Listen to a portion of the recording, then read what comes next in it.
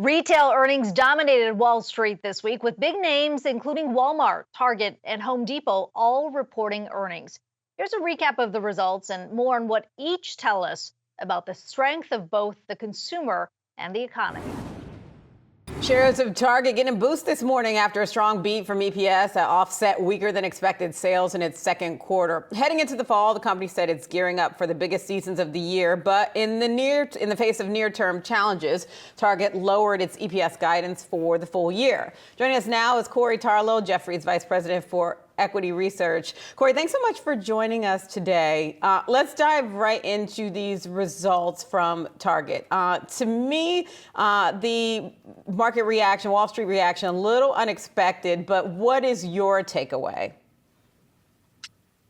Great. Good morning, and thank you for having me. So I'd say that there's three key points to highlight here. Number one is on comp, number two is on margin, and number three is on the outlook.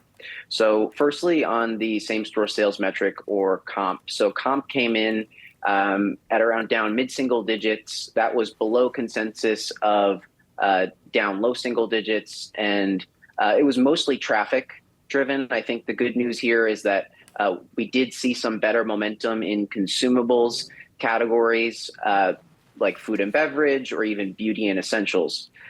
So that shift from wants to needs is in full effect at Target at present. The second on margins were actually significantly better than what we saw last year and also what we expected. This is predominantly driven by better inventory positioning. So inventories were down 17%, down 25% in discretionary categories. The markdowns were significantly lower than last year, and you also saw massively lower freight costs. And then thirdly, on the outlook was obviously lowered, as you pointed out, but the good news here is I think a lot of this was expected. So they're expecting now a mid-single digit same-store sales decline for the remainder of this year. That's relatively consistent with what we saw in the second quarter. So it feels like that's a relatively achievable bar, especially with the earnings guidance now lowered about 10% from the prior threshold. I'm going to really piss off a lot of students out there, Corey, but I'm going to mention it. Back to school. What do these results say about how back to school season has gone, is going, or still will go when some of the K through 12 students head back into the classrooms and some of those very uncomfortable chairs? Sure. Well, what I would say is that the back to school season thus far has illustrated some promising early reads. But again, it is still very early. We only have about a few weeks of spending data that we can reference. But the data so far does look promising. We've seen some surveys from and estimates from the NRF and other retail organizations and other consulting firms that all point to sales estimates being up for the overall retail sales during that period to be up about, call it low double digits, of which Target is likely to command a significant share of that. So it is something that I would presume to think is a catalyst for the company ahead. So, Corey, one of the things that execs express caution around is the return of student loan payments and what that could do to consumer dollars. What is your expectation with regard to the impact there to Target? Are they guiding enough to, take into account the potential impact from that? It's a great question, and it's certainly going to be a headwind, and probably a headwind that's more acutely felt among the Target consumer than, say, a consumer that shops at the dollar stores. So the Target customer is probably slightly more affluent than a dollar store customer. Target customer probably has a college education and may have loans as well. And we did an analysis that actually looked at the percentage of customers that Target, Walmart, dollar stores, Costco, BJ's, and what we found is that the Target customer is actually one that could be more impacted versus some of the other retailers that we cover heading into this season. So are the forecasts then as accurate as they could or should be considering all of that? Well, I think that what it just means is that there could be some near-term risk. And as you heard on the call today, that just concluded about a half hour ago, and this was highlighted multiple times by the management team as something that they are being cognizant of. So it does seem like this is something that they are taking into account with the new guidance that's been set. Corey, we'd love to get a vibe check of those that have been able to listen in on these earnings calls, which sometimes they're very bland, they're very boring to listen into, but there's some nuggets that can be pulled out and you can kind of catch the tone and tenor of what the executives are that are managing through this period. What is the vibe check that you would give to the Target leadership and Brian Cornell and team and squad? I'd say that it's one of cautious optimism. I think that the consumer has been, while relatively resilient, there are some factors that are certainly weighing into the caution that the Target management team needs to keep into account as they think about the results ahead. We talked about student loans. Obviously, earlier in the year, we saw lower tax refunds. We've seen lower SNAP payments and all these other headwinds that the consumers faced. So I think that all of these things have had to be contemplated in the tone of the target customer. Nonetheless, we have seen some slightly promising results thus far into back to school, although it's still early. Like I said, I think it's cautious optimism. There's still a bumpy road ahead, but as we do think about the trajectory for Target, we do think that, and this is really core to our thesis, that the margins should be better over time from about 5% this past quarter to 6% over time and potentially even 7%, which would be consistent with their historical average. So, and again, they're targeting 6% by the end of next year. So we do think that is achievable. It will be a bit of a bumpy road to get there, especially on the worse than expected sales declines that we witnessed.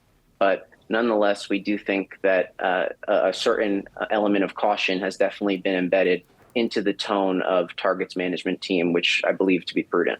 And Corey, I want to really quickly get your take as well on TJX. They also put out their results today, better than expected. What's your takeaway on TJX and how well they navigate through the balance of the year? Well, it's one business that does tend to do very well when a consumer is a little bit stretched. And it's a company that offers great affordability on name brand products. And they've seen remarkable momentum in not only apparel and accessories, which has been a key tenet to kind of our thesis as we think about the trajectory for this business, as apparel is a very significant portion of the overall sales. But we've seen a little bit of a turnaround in the home business here. And that business has lagged for quite some time following the COVID bump that we initially saw. So now that we've rebased the home business, there's actually, I think, a much greater potential for better profitability in this business. And it's one reason that we're very optimistic on the prospects for TJX ahead. Corey Tarlow, Jefferies Vice President of Equity Research. Corey, great stuff here. Great to have you here with us breaking down some of the earnings results this morning. Appreciate it.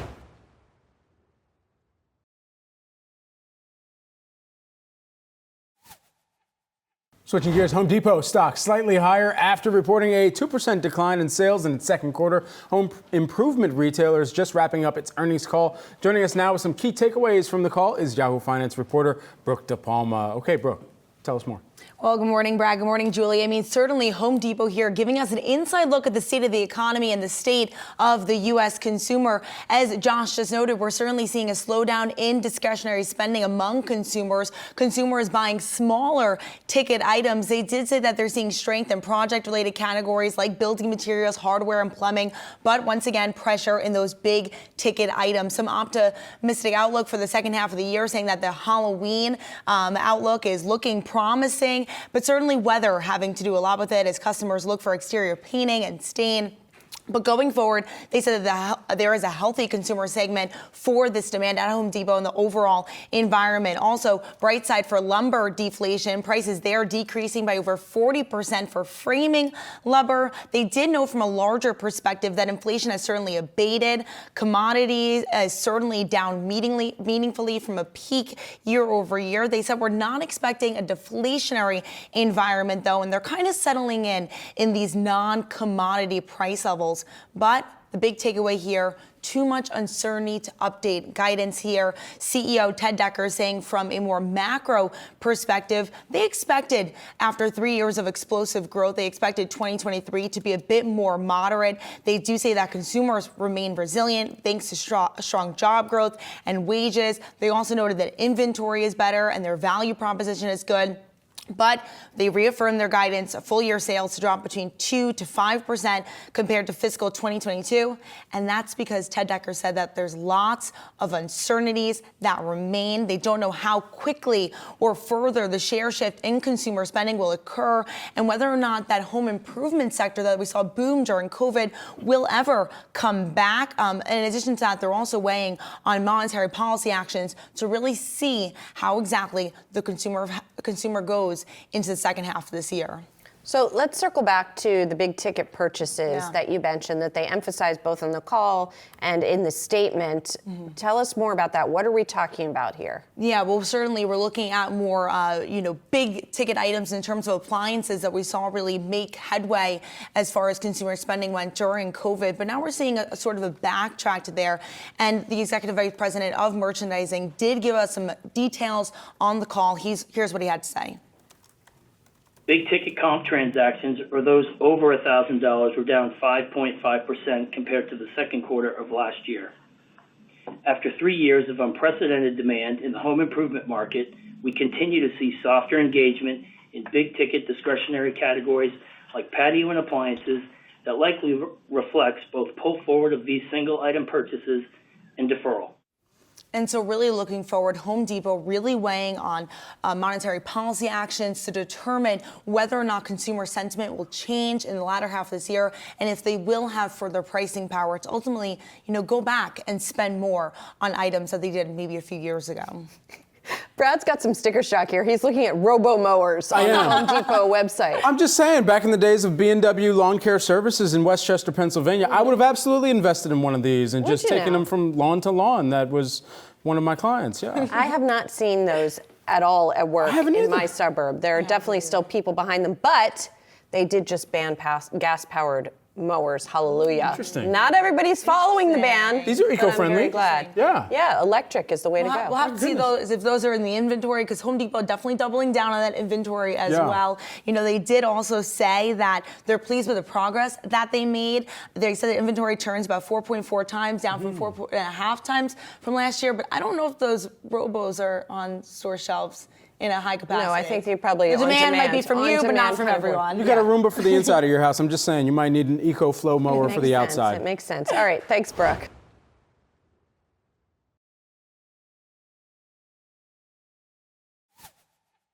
Shares of On Running are heading downhill this morning after its net sales expectations fell short of estimates. The athletic brand did, however, raise its full-year outlook and saw gross profit rise 64% year over year. Martin Hoffman, On Holding co-CEO and CFO, and Mark Mara, On Holding co-CEO, join me now alongside Yahoo Finance's Brooke De Palma to break all of this down. A big welcome back to all of you here. So a tough morning as we're looking at the stock this morning. Breakdown, we'll start with you, Martin. What you think is happening in terms of perhaps the story that investors are missing or what they're honing in on? I think first and foremost for the company, for the team, it's been an amazing quarter. It was the 6th consecutive record quarter that we had. 50% growth, 60% on a currency neutral base. All regions, all channels are growing strongly. Our best gross profit margin since the IPO is 59.5%, more than doubled our adjusted EBITDA compared to last year. Clearly, everything above our expectations. We increased our guidance for the rest of the year. We see continued strong demand going into the third quarter. So we are super positive, and we are clearly on track towards our long-term mission of building a company that is set up for durable growth on top line and profitability. And Mark, we did see people really digging in on these earnings, especially focusing on the impact of the strong Swiss franc. What are your expectations there, and how long do you expect that to keep really weighing on the earnings picture for you? We're focusing on influencing what we can, which is the products that we're creating and the stories that we're telling and how we're reaching the consumers. I think we're very clearly planning with different currency situation for the months to come. It has a stronger top line impact that it has a margin and bottom line impact, because there's a lot of natural hedging happening there. But I think in the end, we're trying to be open with our communication in terms of what we see on the currency situation, and we're focusing on our implied growth and how many products we bring to the market. And to Martin's point, we're extremely happy with where we stand and also how Q3 has started. Martin, I want to hone in on that consumer a bit. We did see net sales increase 52%, driven by a high-end consumer. Do you think that this wealthier consumer is able to shrug off inflation here? Yes, we're speaking about end consumer. So it's really the end consumer that is driving the sales. So both our retail partners are seeing very strong sellout numbers. We are seeing very strong sales in our direct channels, be it our e-com channel, but then also our growing own retail network. And of course, there was some cautiousness how the consumer would react in the current macro environment. We clearly see a bit of a stronger impact of that environment in Europe compared to the US. But as Mark just said, the brand is strong. We have an exciting pipeline of new products coming. We just launched, for example, the Cloudboom Echo 3, our fastest product yet. And this gives us the confidence that is reflected in the numbers. And I do want to talk about where consumers are getting your products. Direct to consumer, still a majority of your business, but you are, dipping into retail partners. We see a heavy partnership with Foot Locker. Where do you see these points of access really increasing awareness for On Running and driving sales? Yeah, for us, it's always been important to reach the right consumers through the respective retail partners, right? So Dick's is reaching a different consumer than, for example, JD or Foot Locker is reaching, or Fleet Feet as Run Specialty is reaching. And we're really seeing across geography. So whether it's Europe, whether it's Asia Pacific, whether it's the US, very strong growth rates in wholesale and in D2C. And it's in all wholesale channels. So we don't have a channel that is not growing or growing much, much slower. So it's very consistent. And this also then shows that we're tapping in new, younger consumer segments with, for example, Foot Locker and JD, and that strategy is working out. But at the same time, we're the fastest growing brand at Fleet Feet, and we can significantly expand our market share in the running category. And this comes in an overall environment where we have a lot of price pressure from other brands. There's a lot of discounting happening in the market because of overstock situations at some retailers with products from other brands, and we're very happy that we continue to perform super strongly against that, and we can drive full price premium sales. This shows in the highest gross profit margin ever. And we already mentioned it, D2C share continues to grow, which is important because it's our direct access to the end consumers, where we can bring our full product range to life.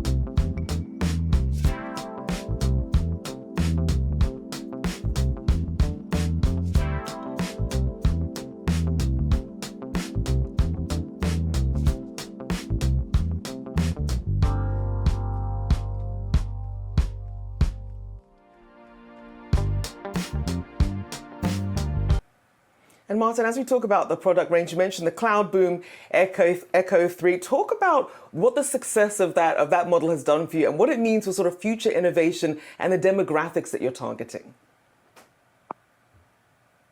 Yeah, if you look at running, you basically have runners like myself who are everyday runners, but then you have a lot of athletes who are really going for the best possible time. And the Cloud Boom Echo 3 is constructed and built for those fast runners, especially on the mid to long distance.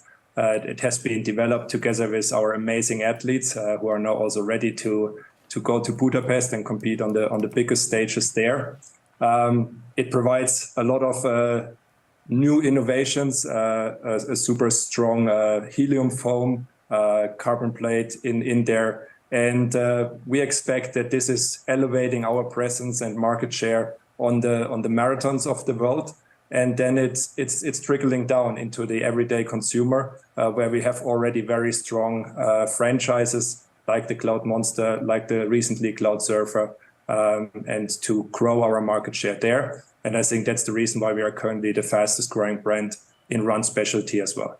I want to talk about that trickle down effect. I couldn't help but notice this morning on my commute to Manhattan, I saw someone wearing your shoes on the way to work. When you think about, the different range that you're now getting in terms of ages and, how they're wearing your shoes, even for the everyday wear, what does this mean for future growth plans for the business? Are we going to see a broader audience in years to come?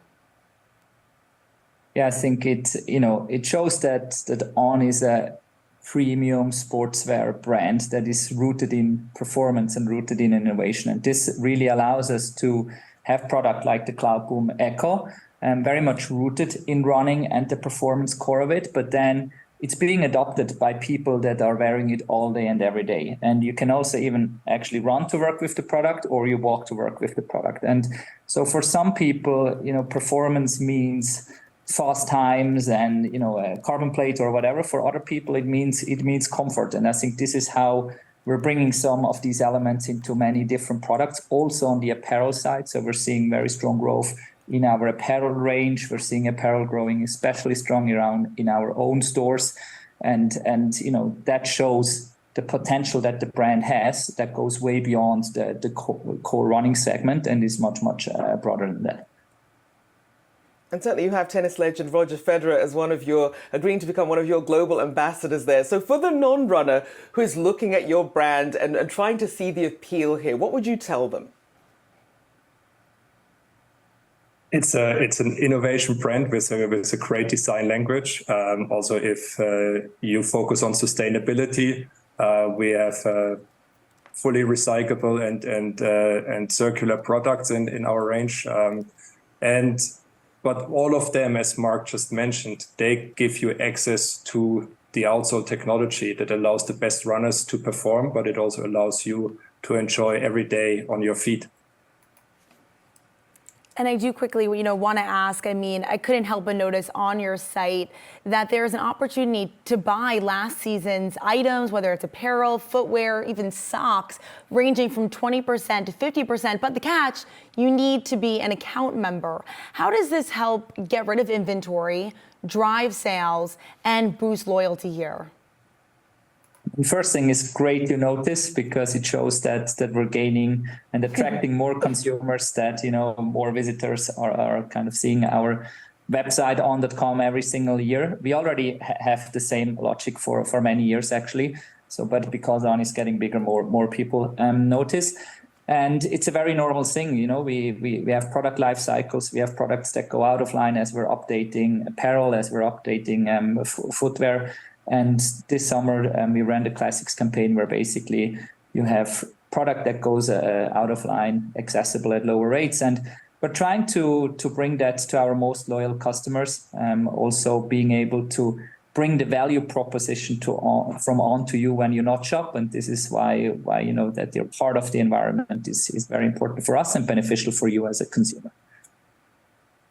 We'll certainly see a lot of brand loyalty for your company. A big thank you for joining us this morning. Martin Hoffmann, On Holding co-CEO and CFO, and Mark Maurer, On Holding co-CEO, joining me alongside our very own Brooke De Palma. Thank you so much.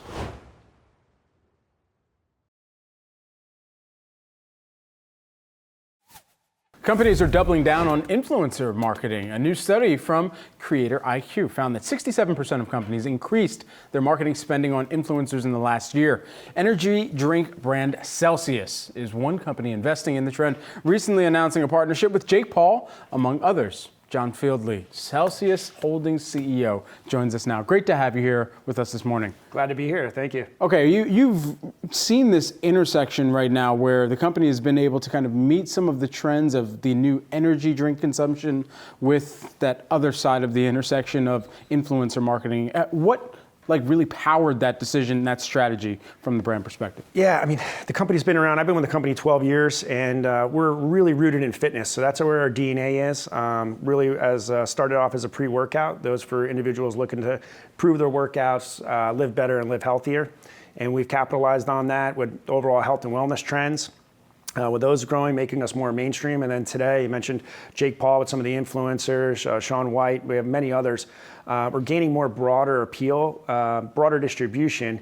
And if you think about just 10 years ago where fitness was, it's not as, it's mainstream today. If you look at all the number of gyms, the boutique gyms, the specialty gyms that are out there, fitness is in each and every one of our lives today, more than before.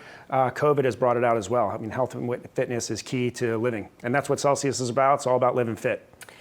I am curious how you guys decide which influencers to partner with, because Jake Paul, okay, he's not the first guy I necessarily think of when I think of fitness, and he's not unproblematic entirely, right? So do you sort of take risks on deliberately because that then gets the name out there? Like, how do you think through all of that? Well, when we look at influencers, one thing we're big on, it has to be authentic. So really need to, be like the product. That's really critical. And Jake has been, as an example, Jake Paul, we partnered with him this year, but he's been consuming the product, over the years. So he's very familiar with it. Actually ran into him at a restaurant. That's how it all came together.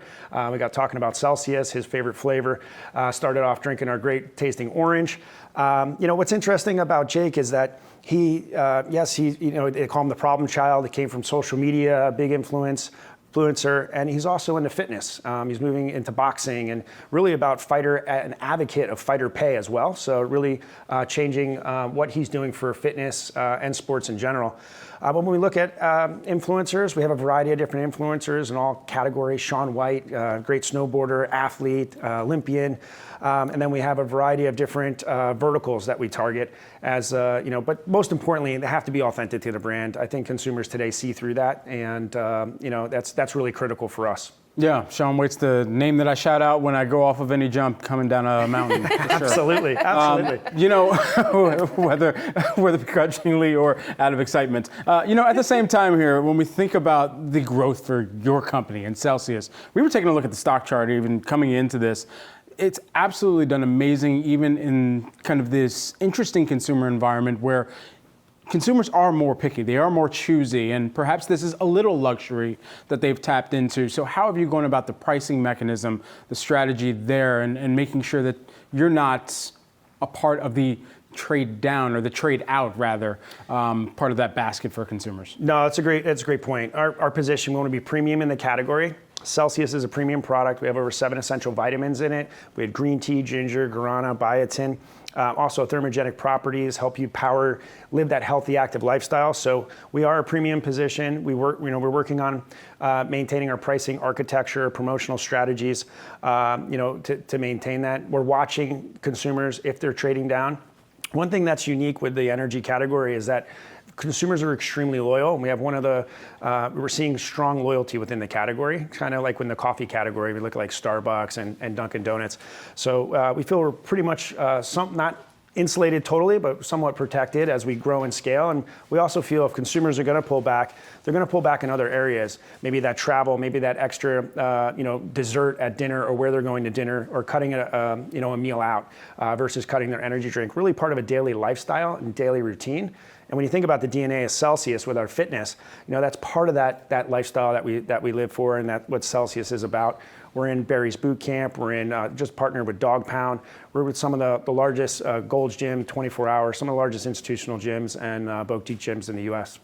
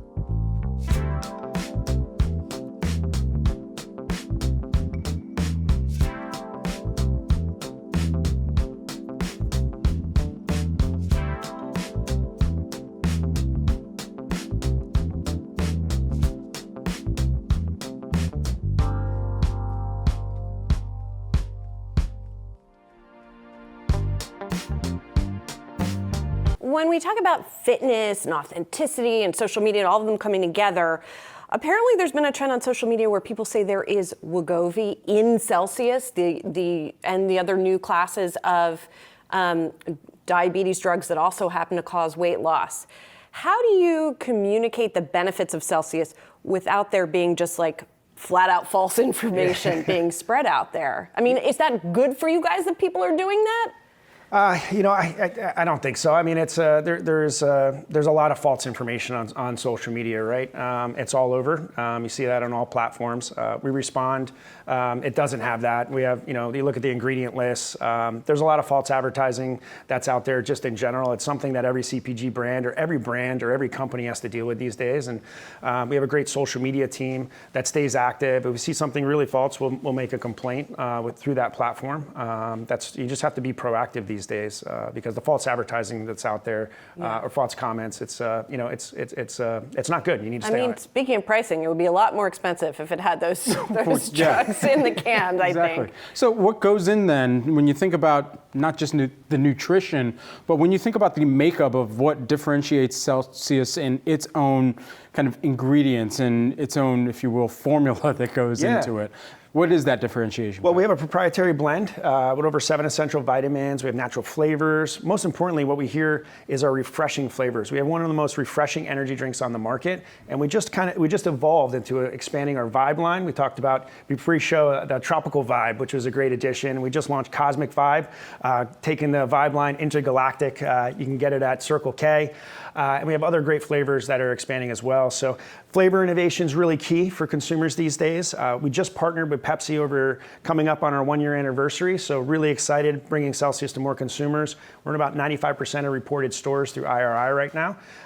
And it's been great. You mentioned the stock price. The team has been working really hard.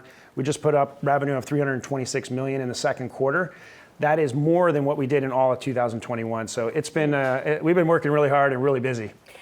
We were just showing the caffeine content, which is part of the reason that people buy Celsius. They want that boost from that and the other ingredients that you talked about.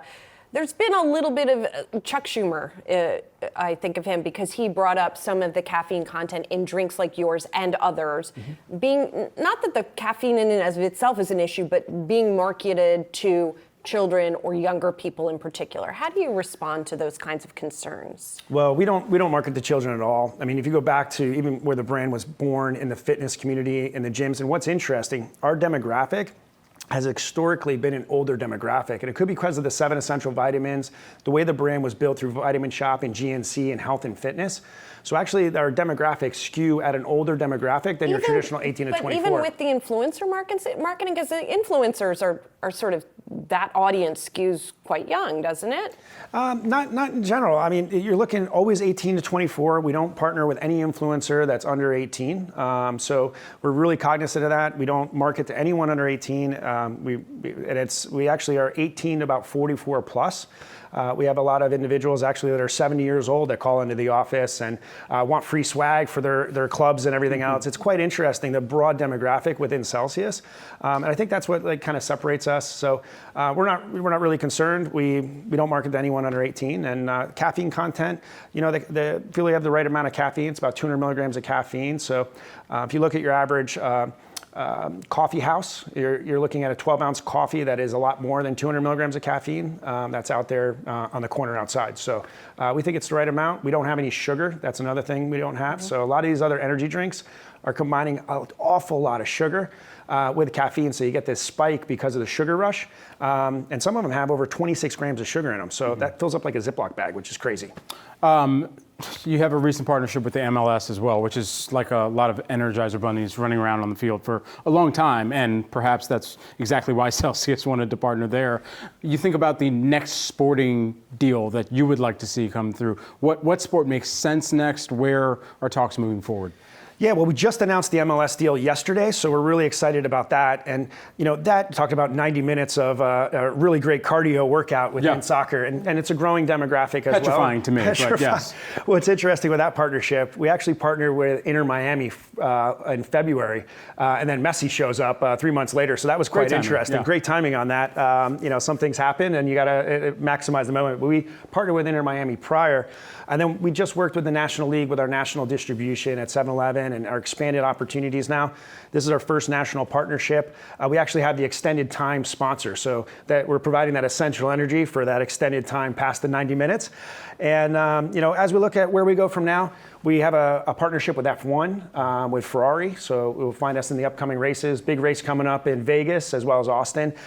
You'll see us in snowboarding, downhill skiing. We're working on opportunities there. So really anything that's evolved, we're looking at opportunities where we can connect with consumers in this fitness lifestyle, bring Celsius to more consumers that want to live fit, live life to the fullest. That's in our DNA, and it's what we're about. Do these partnerships add up to acquisition target? Nothing's out of the question. Okay, all right. We got to leave things there. Full of energy, John. Love seriously. it. You've had 2 of these already today. 2 Celsiuses. All right. We'll see where you're at by 11 a.m. John Fieldly, Celsius Holdings CEO. Thanks so much for joining us on set.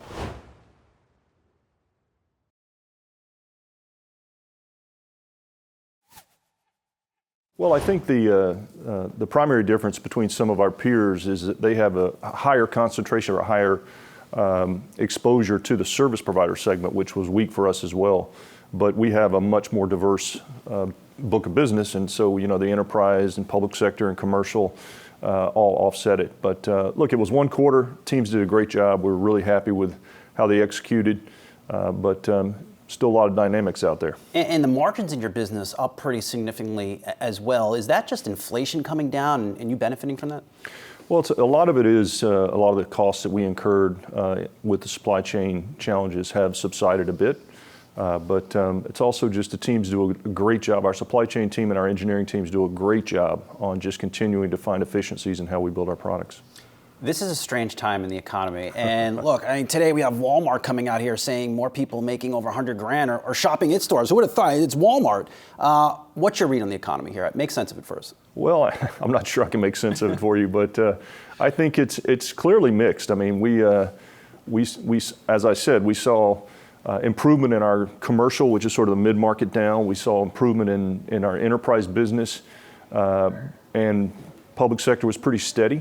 But service provider was very weak, and I think there's industries that are doing okay. We saw financial services, transportation was strong, but I think it's just a little mixed and just a lot of dynamics that we're watching on a very regular basis. What are you most concerned about as we go into the back half of the year from an economic standpoint? Well, first of all, I think that technology has become so core to how organizations run. This is it's not an optional thing. It's not a cost center. It's not some underlying ERP system anymore. It's deep in the heart of the strategy of these organizations. So there's not as much likelihood that you just completely stop spending on technology. Most of our customers will say, that's the last thing we'll stop spending on right now. They're being more thoughtful about which projects are being funded, which ones are the most important, and which ones that they're going to focus on. But as we look to the second half of the year, I think obviously getting inflation under control will be really important. Geopolitical dynamics around the world are very important, and hopefully we will see inflation continue to subside over the next few months. What's your read on the China economy? I think markets are really under pressure right now because of the China economic slowdown. You have exposure there. Are you seeing that? Well, we are very lightly exposed to China. It's less than 2% of our business, so it's not a significant part. But clearly, it seems to not be coming back online as fast as everyone expected them to. And I think that they'll continue to work the policy. They'll lower their rates, which was interesting. And I know that the economic growth in China is one of the most important topics for the leadership there, so I would expect they'll continue to make whatever moves they need to make. Do you think we'll see, or are you seeing any signs of a contagion? China slowing down, we're going to get that here in the U.S.? Not at this point. In fact, we saw we saw improvement sequentially in the U.S. Again, it was one quarter, but we saw improvement. In terms of sequential improvements, you did call it out in the earnings call. Where are you seeing customers come back a little quicker than you thought? Well, enterprise in the United States, our large enterprise customers, particularly financial services, it was our largest enterprise software agreement quarter in the history of the company. So, big customers making big commitments, and didn't hear a lot of, well, I think we're just going to push that off a bit. When you think about the need to invest in cybersecurity, the need to invest in this whole technology re-architecture for this multi-cloud world we live in, everybody's rebuilding applications and needs observability and insights that we can provide to them. Everybody's trying to solve this hybrid work problem, and everybody's focused now on leveraging technology for sustainability. So, every customer, and so we're just fortunate there are a lot of things that we have a role to play in. When does Cisco start cleaning up on AI? Well, it's important to understand the actual technology, and these GPUs, which are the brains in these AI networks, they have to be connected. And there's a technology that has existed for a while that is currently connecting those, and we build obviously Ethernet infrastructure, which is what the cloud providers want to move to. And so we're getting some early wins with some of this next generation Ethernet, but we think that the FY24, which we're just starting, we'll see some benefit, but we think the real move to this new technology for connecting these GPUs will be in fiscal 25. So you've incurred $500 million in the most recent quarter from AI-related, chips, Silicon One, is it called? We said we've taken $500 million in orders to date. It wasn't all in that quarter. Wow. It's actually systems that are connecting these AI processors, basically. So they have to be connected at the end of the day, and so we actually provide the networking equipment underneath, and we think that the opportunity over the next 5, 6, 7 years could be 3 times what the original cloud build-out was.